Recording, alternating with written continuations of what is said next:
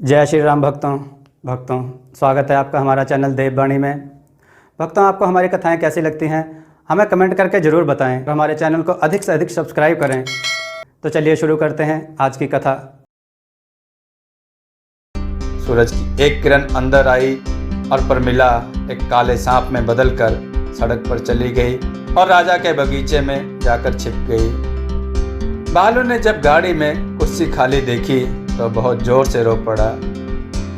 मेरी बेचारी प्यारी बहन, मैं राजा से जाकर क्या कहूँगा जो उसकी आशा में आंखें बिछाए बैठा है। उसकी दोस्त बोली, तुम चिंता किस बात की कर रहे हो? राजा से कह देना कि मैं तुम्हारी बहन हूँ और सब ठीक हो जाएगा। आखिर बालू को यही करना पड़ा। जब राजा ने इस लड़की को देखा तो अपनी नाक सिकोड़ी और बोला, क्या यही वह सुंदरता है जो बेजोड़ है? पर राजा का वायदा तो राजा का वायदा होता है, तो मुझे इससे शादी तो करनी ही पड़ेगी। राजा ने उससे शादी कर ली और वे दोनों साथ साथ रहने लगे। उधर बालू बहुत परेशान था। एक तो उसको अपनी बहन की कमी बहुत खल रही थी और दूसरे उसे धोखा देने वाली ने राजा से शादी करने के लिए उसको छोड़ दिया था। नई रानी यह अच्छी तरह जानती थी कि बालू उसको इन दोनों बातों के लिए छोड़ेगा नहीं, इसलिए वह अब ऐसा कुछ सोचने लगी जिससे वह इस बालू को अपने रास्ते से हटा सके। एक दिन उसने राजा से कहा कि उसकी तबीयत ठीक नहीं है, उसको आम खाने की इच्छा हो रही है। उस समय आम का मौसम नहीं था, तो राजा बोला, तुम्हें साल के इस समय आम कहाँ से मिलेगा? मुझे तो आम चाहिए। बालू को बोलो, वह लाकर देगा। राजा ने बालू को बुलाया। बालू बोला, जी महाराज, रानी के लिए थोड़े से आम लेकर आओ। आम? और इस समय महाराज? राजा बोला, चाहे उसका मौसम हो या ना हो, मुझे इससे कोई मतलब नहीं। जब मैंने तुम्हें आम लाने के लिए कहा है तो मुझे आम चाहिए, नहीं तो तुम्हारा सिर काट दिया जाएगा। दुखी और आंखें नीचे किए बालू वहां से राजा के बगीचे में चला गया और वहां जाकर रोने लगा। लो, वहां तो एक फूलों की क्यारी में से निकलकर एक काला सांप उसके पास आ गया।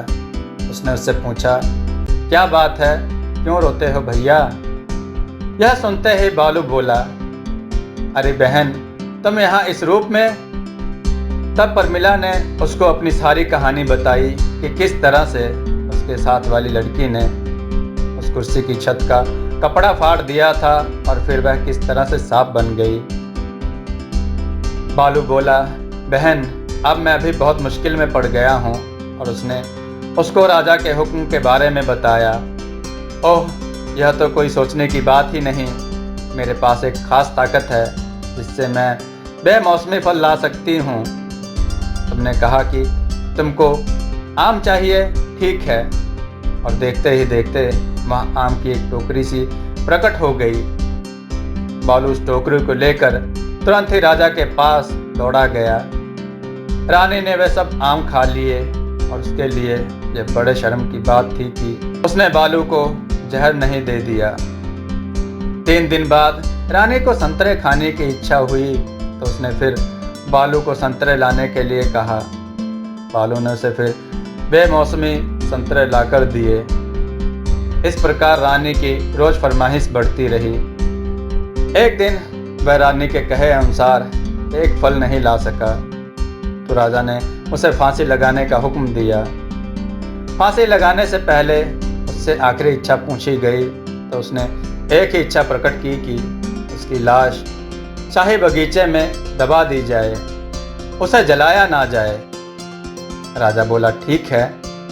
बालू फांसी पर लटक कर मार दिया गया। उसकी आखिरी इच्छा के अनुसार उसके शरीर को शाही बगीचे में दबा दिया गया। रानी ने चैन की सांस ली। एक रात शाही माली की पत्नी की आंख खुली तो उसने शाही बगीचे से आती है आवाज़ सुनी, बालू, ओ बालू, तुम यहाँ अंधेरे में दबे हो, जबकि तुम्हारी किस्मत लिखने वाली मेरी साथी के साथ रानी की तरह खेल रही है। यह सुनकर पत्नी ने पति को जगाया। वे दोनों दबे पांव उठकर बगीचे में गए तो उन्होंने देखा कि एक काला साया सेनापति को जहां दबाया था वहां से दूर जा रहा था।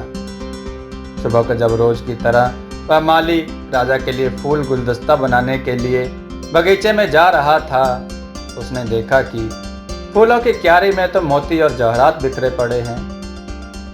उसने वे मोती और जवाहरात उठा लिए और उनको राजा के पास ले गया तो राजा उनको देखकर आश्चर्य में पड़ गया। अगली रात माली ने अपना भाला उठाया, उसको लेकर पहरा देने लगा। आधी रात को एक साया फिर सेनापति को जहां दबाया गया था वहां मंडराने लगा। साये ने फिर कहा, बालू ओ बालू, तुम यहाँ अंधेरे में दबे हो जबकि तुम्हारी किस्मत लिखने वाली मेरी साथी के साथ रानी की तरह खेल रही है। माली ने अपने भाले को सीधा किया और निशाना साध कर उसको चलाने ही वाला था कि उस साये ने कहा, अपने भाले को नीचे रख दो, मुझे तुम्हारे इस भाले से कुछ नहीं होगा। मेरे पास आओ, जरा मुझे ध्यान से देखो। कहते हुए उस साये ने अपने चेहरे पर से पर्दा हटा दिया। माली ने देखा तो वह एक बेमिसाल सुंदर लड़की थी। फिर उस लड़की ने अपने बाल खोल दिए और उसके एक बाल से बहुत सारे मोती और जवाहरात गिर पड़े। वह लड़की फिर बोली, यह सब जो अभी तुमने देखा जाकर राजा को कहना और साथ में यह भी कहना कि वह मुझसे मिलने के लिए यहाँ आए, मैं उससे कल रात यहीं मिलूंगी। यह कहकर वह सांप बन गई और वहां से चली गई। अगली रात उस लड़की ने मुश्किल से बस यही कहा होगा, बालू और मेरे प्यारे भाई, कि राजा उसके पास आ गया। उस लड़की ने अपने चेहरे से पर्दा उठाया और आश्चर्य से पड़े उस राजा को अपनी आश्चर्यजनक कहानी सुनाई। राजा ने पूछा, तुम बताओ कि इस श्राप से तुमको छुटकारा कैसे दिलाऊं? तुम इसके लिए यह करो कि कल सुबह तुम एक हवा की तरह तेज उड़ने वाला घोड़ा लो और उस पर सवार होकर नील नदी पर जाओ। वहां उसके किनारे पर उतर जाना। वहां तुमको 4 परियां नहाती ही मिलेंगी। उनमें से एक परी ने अपने हाथ में हरा कपड़ा, दूसरे ने लाल कपड़ा, तीसरे ने नीला और चौथे ने सफ़ेद कपड़ा रखा होगा। तुम उस नदी के किनारे रखे उनके कपड़े उठा लेना। वे तुमसे अपने कपड़े मांगेंगी पर तुम उनको उनके कपड़े मत देना। इस पर पहली परी तुम्हारे ऊपर अपना हरा कपड़ा फेंकेगी, दूसरी परी अपना लाल कपड़ा फेंकेगी, तीसरी परी अपना नीला और चौथी परी अपना सफ़ेद कपड़ा फेंकेगी। जब चौथी परी अपना सफ़ेद कपड़ा और कुछ बाल तुम्हारे ऊपर फेंके तभी तुम उनके कपड़े वापस करना। वे बाल तुम यहाँ ले आना और इनसे मुझे सहला देना, तभी मेरे ऊपर पड़ा हुआ यह जादू टूट जाएगा। राजा को इससे ज़्यादा सुनने की ज़रूरत नहीं थी। बस अगली सुबह उसने अपना सबसे तेज घोड़ा निकाल लिया और उस पर सवार होकर अपना राज्य छोड़कर नील नदी की तरफ चल दिया। काफ़ी चलने के बाद 30 दिन और 30 रात वह नील नदी के किनारे आया।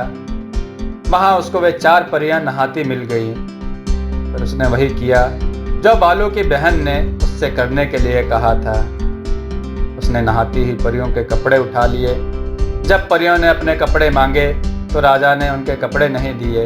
इस पर उन परियों ने अपने हाथ में रखे कपड़े उस पर फेंक दिए। जब चौथी परी ने उसके ऊपर सफ़ेद कपड़ा और कुछ बाल फेंक दिए तब वह बोला, अभी तो मैं तुमको छोड़कर जा रहा हूँ, पर विश्वास रखो कि मैं तुम्हें इसकी कीमत जरूर चुकाऊंगा।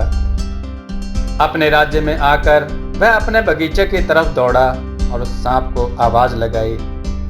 उसके आने पर उसने सांप को उन बालों से सहलाया। उन बालों को छूते ही परमिला फिर से दुनिया की सबसे सुंदर लड़की बन गई। उसने वे बाल अपने बालों में लगा लिए और उसके बाद उसको फिर किसी का डर नहीं रहा। राजा ने माली को बुलाया और उससे कहा, अब तुम एक काम करो कि बालू की बहन को रात में ही इसमें बिठाकर कहीं पास में चले जाओ। फिर कुछ दिन बाद उस जहाज़ के ऊपर किसी दूसरे देश का झंडा लगाकर बंदरगाह पर आ जाना। बाकी मैं संभाल लूँगा। माली ने राजा के कहे अनुसार वैसा ही किया। 3 दिन बाद वह अपने जहाज पर विदेशी झंडा लगाकर बंदरगाह पर ले आया।